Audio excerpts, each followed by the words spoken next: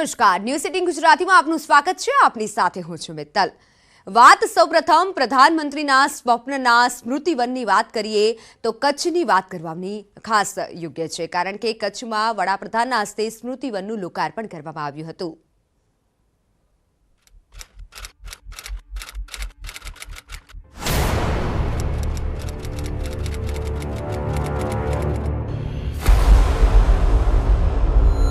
વીસ વર્ષ પહેલા આ શહેર સ્મશાન બની ગયું હતું.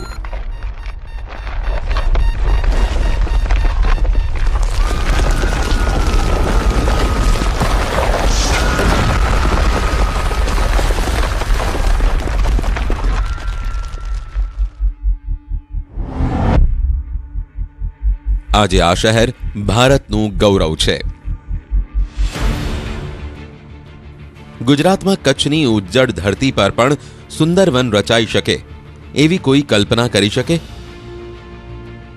શું કોઈએ વિચાર્યું હશે કે રણમાં પણ તળાવ બની શકે? શું કોઈને વિચાર આવ્યો છે કે નાના પહાડ પર પણ ભવ્ય સ્મારક બનાવી શકાય છે? શું કોઈએ વિચાર્યું હશે કે કુદરતી આફતના જીવ ગુમાવનારાઓની યાદમાં એક ભવ્ય સ્મારક પણ બનાવી શકાય? હા, આ બધું ગુજરાતના ભુજમાં થયું.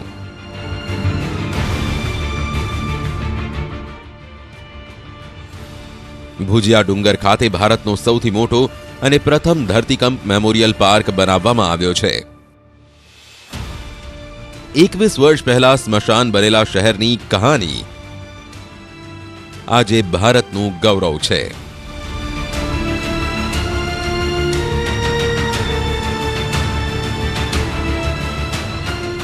ऐसे कहने वाले बहुत थे कि अब कच्छ कभी अपने पैरों पर खड़ा नहीं हो पाएगा.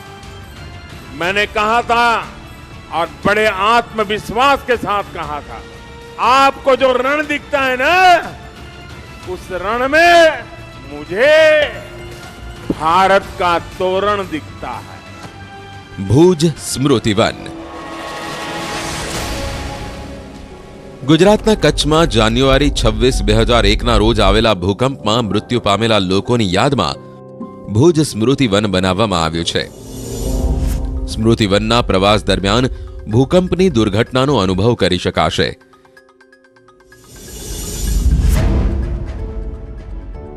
આ ભવ્ય સ્મારકને જોઈને તમે પણ ઊંડી શાંતિ અનુભવશો. પ્રકૃતિની શક્તિઓનો ઉપયોગ કરીને કોઈ પણ વિચારને ભવ્ય સ્મારકનું સ્વરૂપ કેવી રીતે આપી શકાય તેનું ઉદાહરણ છે ભુજ સ્મૃતિવન.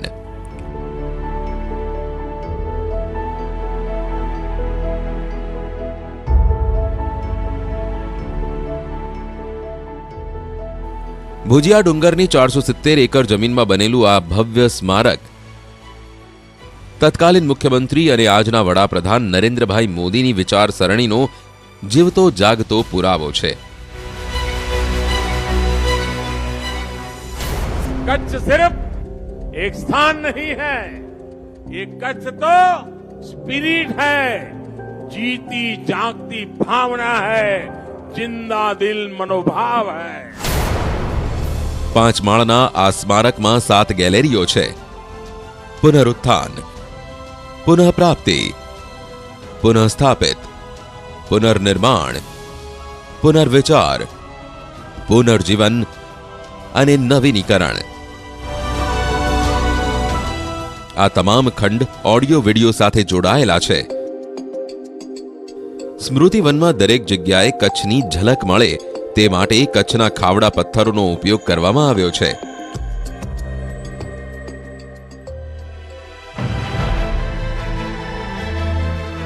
જાન્યુઆરી 2001ના રોજ આવેલા ભૂકંપમાં લગભગ 13,000 લોકોએ જીવ ગુમાવ્યો હતો.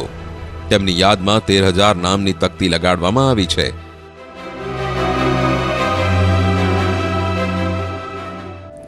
અહીં વાવેલા 3 લાખ વૃક્ષોમાંથી 13,000 વૃક્ષો મૃતકોના નામ સાથે જોડાયેલા છે. ઓછો વરસાદ પડતા આ વિસ્તારમાં પાણીનો સંગ્રહ કરવાની પણ વ્યવસ્થા કરવામાં આવી છે. આ માટે જંગલમાં 50 ચેકડેમ બનાવવામાં આવ્યા છે.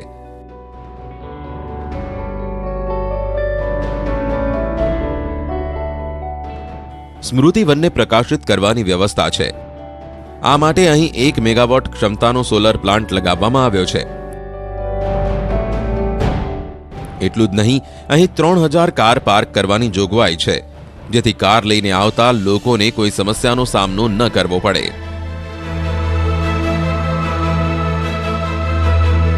ભૂકંપમાં માર્યા ગયેલા લોકોની યાદમાં બનાવવામાં આવેલ આ સ્મૃતિવનની રચનામાં પ્રકૃતિ અને જીવનની વિશેષ કાળજી લેવામાં આવી છે. સમગ્ર વિશ્વમાં એવું કોઈ સ્મારક નહીં હોય કે જેમાં પ્રકૃતિ, પાણી અને જીવનનો આવો સંગમ જોવા મળે.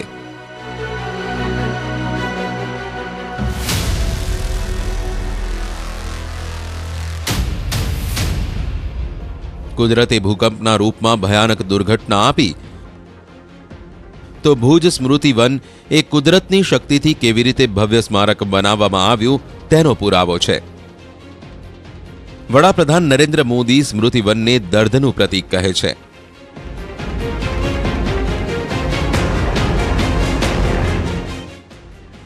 कच्छ की, गुजरात की, पूरे देश की साझी वेदना का प्रतीक है. इनके निर्माण में सिर्फ पसीना ही नहीं, बल्कि कितने ही परिवारों के आंसुओं ने भी इसके ईट पत्थरों को सींचा है. કચ્છના ભૂકંપે ગુજરાતને અપાર પીડા આપી. ભૂકંપના લગભગ 2 દાયકા પછી પણ કચ્છની જનતા એ દુર્ઘટનામાંથી બહાર આવી શકી નથી. 102 કલાક ક્યાં નીકળ્યો છે तो यार मैंने एम थी 102 घंटे के बाद छोटा पुत्र काटमाल से निकला तो मुझे लगा दीवार को एक और धक्का दिया होता तो मेरा बेटा भी निकल जाता. मैं कुछ नहीं कर पाई. 26 जनवरी के उस भूकंप ने सब कुछ तबाह कर दिया. अब कभी ऐसा दिन वापस न आए. जયારે 26 જાન્યુઆરી આવે તો મને એમ થાય કે આ ગોચારો દિવસ આવે જ નહીં. કચ્છની જનતાને ક્યાંક શાંતિની અનુભૂતિ થશે તો તે સ્થળ છે ભુજ શાંતિવન.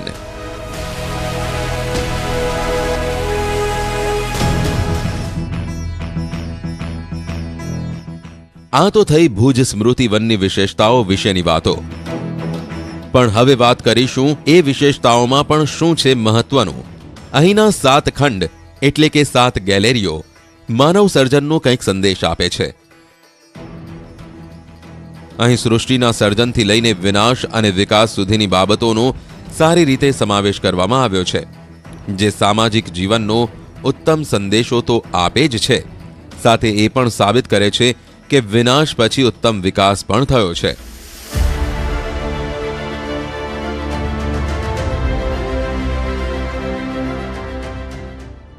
ભુજ સ્મૃતિવનમાં પ્રવેશતાની સાથે જ 8 કિલોમીટર લાંબો રસ્તો ચારે બાજુ ફેલાયેલી હરિયાળી સાથે લોકોને આવકારે છે.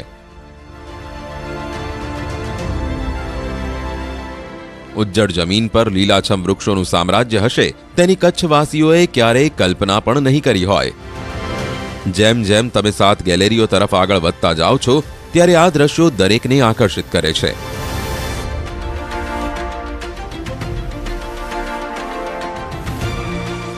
સ્મૃતિવન અર્થક્વેક મ્યુઝિયમની દરેક ગેલેરી એક અલગ જ અહેસાસ આપે છે. વન ભૂકંપ મ્યુઝિયમ જીવવાની ઉત્કૃષ્ટ ઈચ્છાના તમામ પરિમાણોને પુનરુત્થાન, પુનર્પ્રાપ્તિ, પુનઃસ્થાપના, પુનઃનિર્માણ, પુનઃવિચાર, પુનઃજન્મ અને નવીનીકરણ માટે સ્થાપિત કરવામાં આવ્યું છે.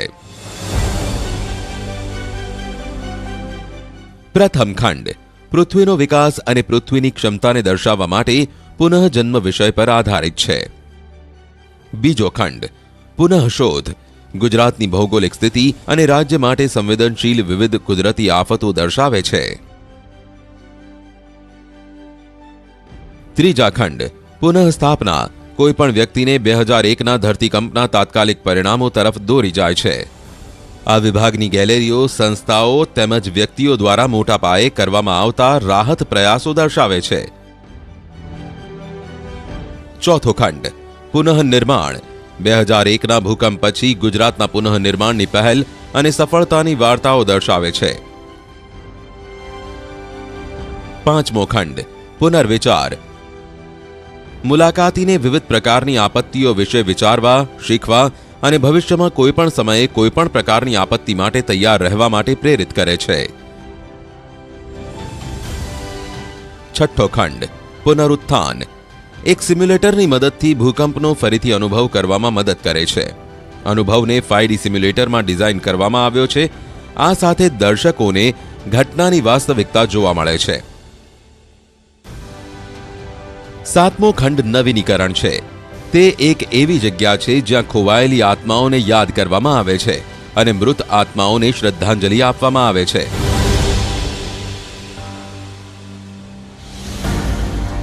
અહીં 7 ખંડનું એવી રીતે નિર્માણ કરવામાં આવ્યું છે કે તમે ન ઈચ્છો તો પણ અહીં મહત્તમ જીવનનો અનુભવ કરી શકો છો. ભૂકંપ પછી જે બન્યું તેનું દરેક દ્રશ્ય અહીં છે. આ જોઈને વડાપ્રધાન નરેન્દ્ર મોદીએ કહ્યું, અહીંથી ઉઠીને જવાનું મન નથી થતું. मैं इस धरती को भी नमन करता हूं और यहाँ के लोगों को भी नमन करता हूं.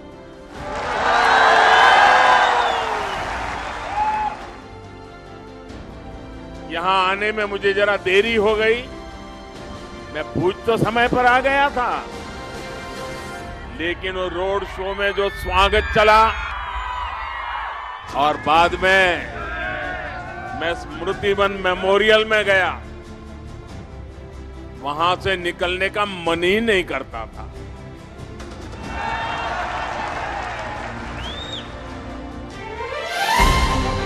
આ ભૂકંપ સંગ્રહાલયમાં તમે ભૂકંપની દુર્ઘટનાને યાદ કરી શકો છો તેમજ ઉજ્જવળ ભવિષ્યની કલ્પના કરી શકો છો.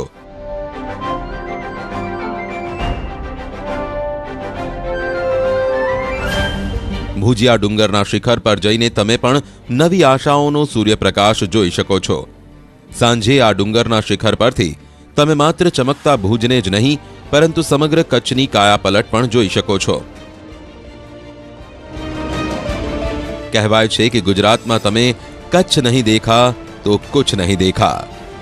आज गुजरात में ही नहीं बल्कि देश दुनिया में चर्चा होने लगी है. जिसने कच्छ नहीं देखा उसने कुछ भी नहीं देखा.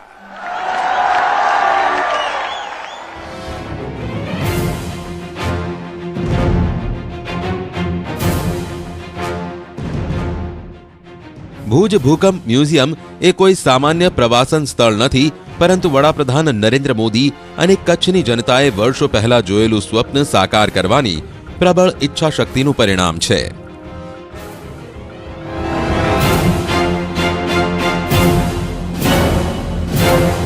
રણમાં આ સ્મારકનું નિર્માણ ભૂકંપ પીડિતો અને ભૂકંપમાં જીવ ગુમાવનાર આત્માઓના આશીર્વાદનું પરિણામ છે. લોકોના આશીર્વાદ અને પરસેવાથી સ્મૃતિવનમાં ખીલેલા 3 લાખ વૃક્ષો અને ચેક ડેમ કોઈ આશ્ચર્યથી ઓછા નથી.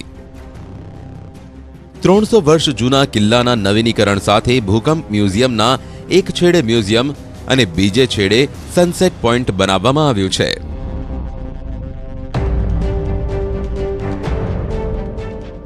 આ બે છેડા વચ્ચે આવેલા 50 ચેક ડેમ કચ્છમાં પાણીનું મહત્વ દર્શાવે છે. ઓછો વરસાદ પડતા આ પ્રદેશમાં પાણીનું એક ટીપું પણ વેડફાય નહીં તેની ખાસ કાળજી રાખવામાં આવી છે.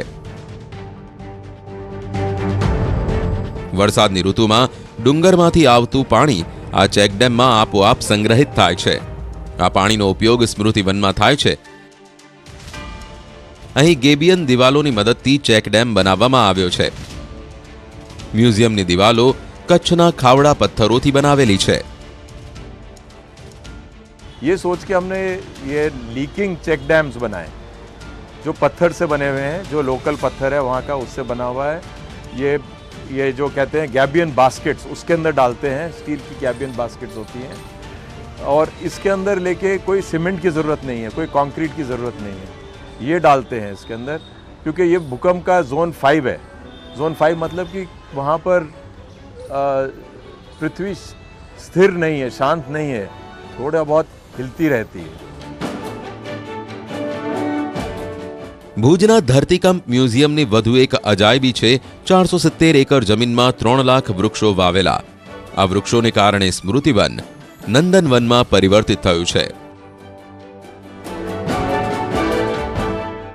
લીલા વૃક્ષો અહીં આવતા લોકોને ઉનાળામાં પણ ઠંડકનો અનુભવ કરાવે છે. દરેક વૃક્ષ ભૂકંપમાં ખોવાયેલા આત્માઓની યાદ અપાવે છે. અહીંના 13,000 વૃક્ષો મૃતકોના નામે છે, જેમણે ભૂકંપમાં જીવ ગુમાવ્યો હતો. જંગલ અને ચેકડેમની નજીક બનેલી દિવાલો પર દરેક મૃતકોના નામ સાથેની તકતી લગાવીને તેમને શ્રદ્ધાંજલિ પણ આપવામાં આવી છે. તે જણાવે છે કે ઘણી મુશ્કેલીઓમાંથી પસાર થયા બાદ આ પાર્કનું નિર્માણ થયું છે. ये जो मेमोरियल बन रहा था, मेमोरियल सिर्फ किसी के देहांत का नहीं था, ये था रीबर्थ का, कि कैसे फिर से जिंदगी फिर से शुरू होती है. और उसके अंदर से क्योंकि शुरू हो रही है तो उसके लिए उसमें होप है, उसके अंदर लेके आगे बढ़ने के लिए क्या लेके उसका वो रहेगा.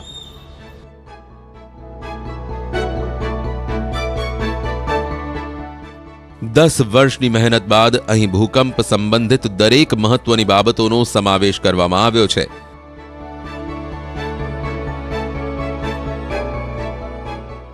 કંડલાનું ચક્રવાત હોય કે 2001નો ભૂકંપ હોય, કોઈ પણ આફત અહીં વિકાસની ગતિને રોકી શકી નથી, જે દરેક કચ્છવાસી માટે ગૌરવની વાત છે.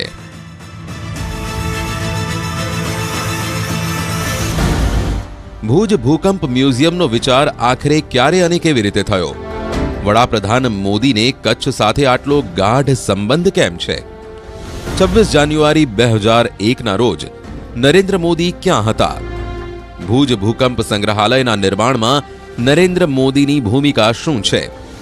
આ જાણવું એ આ સ્મૃતિવન જોવા જેટલું જ રસપ્રદ છે. मुझे याद है भूकंप जब आया था 26 जनवरी का वो दिन, मैं दिल्ली में था. भूकंप का एहसास दिल्ली में भी हुआ था और कुछ ही घंटों में मैं दिल्ली से अहमदाबाद पहुंचा और दूसरे दिन मैं कच्छ पहुंच गया. વડાપ્રધાનના એક શબ્દની સાક્ષી છે આ તસવીર. 26 જાન્યુઆરી 2001ના રોજ સવારે ભૂકંપ આવ્યો હતો. આ ભૂકંપની અસર ગુજરાતના અમદાવાદ સહિત સૌરાષ્ટ્રના અનેક વિસ્તારોમાં જોવા મળી હતી.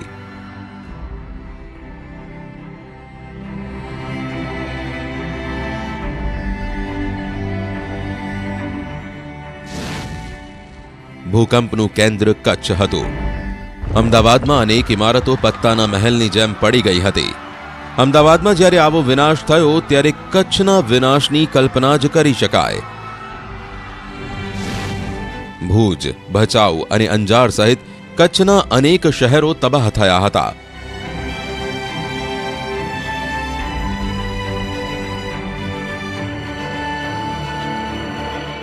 તે જ સમયે નરેન્દ્ર મોદી ભાજપના સામાન્ય કાર્યકર તરીકે દિલ્હીથી કચ્છ આવ્યા હતા. કોઈ કાર્યકરની બાઇક પર બેસીને મોદી ભૂકંપના કારણે થયેલા વિનાશની પરિસ્થિતિનો તાગ મેળવવા નીકળ્યા. પરિસ્થિતિ એટલી ભયાનક હતી કે કોઈની મદદ કરવાનું વિચારવું પણ મુશ્કેલ હતું. કચ્છના અનેક શહેરો કાટમાળમાં ફેરવાઈ ગયા હતા. જીવન અને મૃત્યુ વચ્ચેની લડાઈમાં મૃત્યુનું પલડું ભારે હતું. ત્યારબાદ નરેન્દ્ર મોદીએ પીડિતોની વચ્ચે રહેવાનું અને તેમના દુઃખને વહેંચવાનો નિર્ણય કર્યો. तब मैं मुख्यमंत्री नहीं था, एक साधारण राजनीतिक भारतीय जनता पार्टी कार्यकर्ता, छोटा सा कार्यकर्ता था. मुझे नहीं पता था कि मैं कैसे और कितने लोगों की मदद कर पाऊं, लेकिन मैंने ये तय किया कि मैं इस दुख की घड़ी में आप सबके बीच में रहूंगा.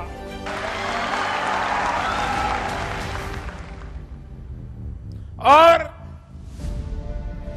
जो भी संभव होगा मैं आपके दुख में हाथ बटाने का प्रयास करूंगा। ભૂકંપ પીડિતો સાથે ખભે ખભા મિલાવીને કામ કરનાર નરેન્દ્ર મોદીએ ક્યારેય કલ્પના પણ નહીં કરી હોય કે થોડા મહિનાઓ પછી તેઓ પોતે ગુજરાતના મુખ્યમંત્રી બનશે। તેમણે ભૂકંપની દુર્ઘટનામાં લોકોની આંખમાંથી લોહીના આંસુ વહેતા જોયા હતા। અહીં તેમના મનમાં સ્મારક બનાવવાનો વિચાર જન્મ્યો હતો। जो प्रण हमने लिया था वो आज पूरा हो गया। ભુજિયા ડુંગરની જમીન જે ભારતીય સેનાના અધિકાર ક્ષેત્રમાં આવતી હતી તે ભારત સરકાર પાસેથી હસ્તગત કરવામાં આવી હતી। 10 વર્ષની મહેનત પછી જ્યારે વડાપ્રધાન નરેન્દ્ર મોદીએ જોયું તો એ દુર્ઘટના અને લોકોના આંસુની યાદ તાજી થઈ ગઈ। जिन्होंने अपनों को खोया, अपने बच्चों को खोया, मैं आज बहुत भारी मन से इन स्मारकों को उन्हें समर्पित करता हूं।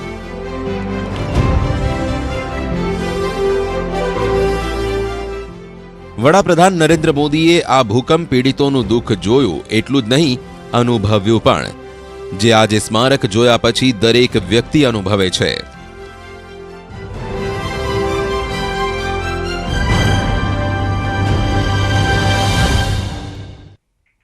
તો બુલેટિનમાં હાલ બસ આટલું જ। મને રજા આપશો। નમસ્કાર।